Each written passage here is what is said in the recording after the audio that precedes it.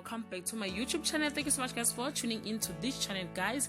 This is the very bad news. The newly launched telenovela Gomora will join Isibaya in not a new episode from next week. Sowetan first reported that Isibaya did not have enough episode to air to the rest or for the rest of the month. Now DSTV has confirmed that Isibaya and Gomora will be on production break from 24 April due to nationwide lockdown. So guys, from Friday we won't have Isibaya and Gomora due to the nationwide lockdown. Season 1 of The River that first aired on One Magic in 2018 will now air as a double bill every week from 7 p.m. So Sowetan reported on Wednesday that season 3 of The River airing on One Magic didn't have enough episode to last until the end of the month.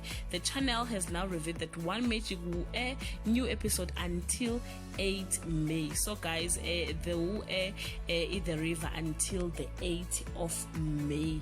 Guys, they have said that Mnet will continue to enjoy healthy relationship with their content suppliers, and they are all working together to ensure that their customers don't miss out on a single moment of excellent entertainment, even when production has to take a break. Guys, let's just pray that this corona must just end, because it's costing us a lot of things.